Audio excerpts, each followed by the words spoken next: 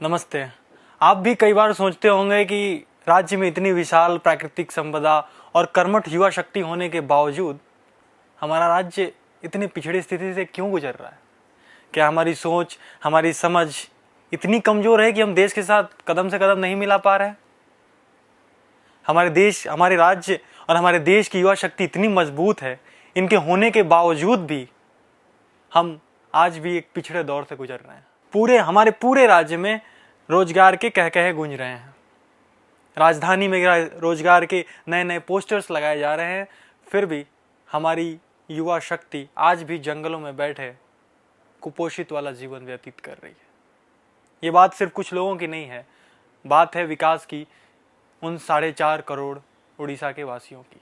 आपको ये जान के बहुत खुशी होगी कि विश्व बैंक की world ease of doing business की रेटिंग में, वर्ल्ड बैंक की हमारी एज ऑफ डूइंग बिजनेस की जो रेटिंग आती है, उसमें हमारा देश हर साल ऊंचाइयों को प्राप्त कर रहा है, लेकिन हमारा राज्य हर साल नीचे खिसकता जा रहा है। जो 2015 में कभी 7वें पोजीशन पे हुआ करता था, आज वो खिसक के 10वें पोजीशन पे आ गया है।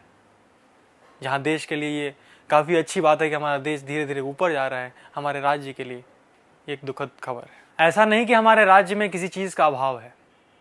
राज्य के पास विशाल प्राकृतिक संपदा है, कोयले का बड़ा भंडार है और प्राणदायिनी नदियां बहा करती हैं।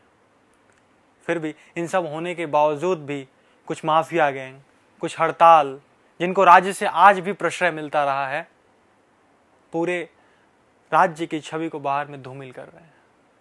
कोई कंपनी हमारे यहाँ क्यों आएगी? हम बोलते हैं कि सारी कंपनियां बाहर जाके क्यों अपना इन्वेस्टमेंट करें, क्यों अपना सारा पैसा बाहर के राज्यों में लगा रही हैं। हमारे यहाँ क्यों नहीं ये विकास हो पा रहा है? क्योंकि हम होने नहीं देना चाह रहे हैं। अगर कंपनियां कोई हमारे राज्य में आती हैं तो उन्हें क्लियरेंस नहीं मिलता, और क्लियरेंस मिलता है तो बिजली नहीं मिलती, और अगर बिजली और क्लियरेंस वो दोनों प्राप्त कर लें तो बिजली की दर इतनी ऊंची है कि वो लोग दे नहीं पाते। हमारे यहाँ बिजली की दर 5.30, 5 रुपये 30 पैसे पर यूनिट है, जबकि बाहर के राज्यों में 4.5 रुपये, तो कहीं 2.5 रुपये है। तो कंपनियां कहाँ जाएंगी? हमारे यहाँ इतना कुछ होने के बावजूद भी लोगों को बाहर के राज्यों में काम मांगने जाना पड़ रहा है। जो राज्य कभी आरबीआई के सूची में, फॉरेन डायरेक्ट इन्वेस्टमेंट के लिस्ट में सबसे ऊपर आता था, आज वो खिसक खिसक के 12वें स्थान पे चला गया। ये तो वही बात हो गई कि जिस टहनी पे हम लोग बैठे हुए हैं उसी को काट रहे हैं। अभी हर जगह, पूरे भुवनेश्वर में, पूरे ओडिशा में मेक इन ओडिशा के बड़े बड़े पोस्टर लग रहे हैं। पर देखने से तो यही लगता है कि ये सिर्फ और सिर्फ पोस्टर बनाने तक ही सीमित रह जाएगा। इससे ऊपर उठने की तो कोई मिजाज हमारे राज्य में दिखती नहीं है। अभी तक जो 10,000 करोड़ रुपए एनटीपीसी पे लगाने की बात आ रही है, जो समस्या हमारे उद्योग, लगे हुए उद्योग या आगे आने वाले उद्योग जूझ रहे हैं जिन समस्याओं से, बिजली की समस्याओं से, और जब बात आती है कि 10,000 करोड़ रुपए उनको दे के, एनटीपीसी को दे के हम उस बिजली की समस्या को दूर करें, तो राज्य उसको ठंडे बस्ते में डाल के रखती है।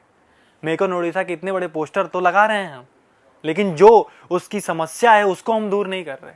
हमारी बिजली की समस्या अभी भी वैसी की वैसी बनी हुई है और सारी चीजें ठंडे बस्ते में चल रही है। राज्य के पिछड़े इलाके जो अभी भी यातायात से बिल्कुल जुड़े हुए नहीं है, वो जंगली इलाके या वो इलाके जो काफ़ी हमारे, जहाँ पे जनजातियाँ या अनुसूचित जातियाँ रहा करती हैं, वो आज तक हमारे मुख्य धारा से नहीं जुड़ पाई हैं।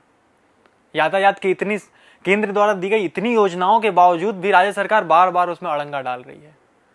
अगर वो हमारे राज्य की मुख्य धारा, मुख्य सड़कों से अगर जुड़ पाते तो किसानों के अनाज, किसानों की सब्जियाँ बड़े मार्केटों, बड़े बाज़ारों, बड़ी मंडियों तक पहुँच पाते और आर्थिक विकास में सही में एक बड़ा कंट्रीब्यूशन या बड़ा योगदान लोग कर पाते।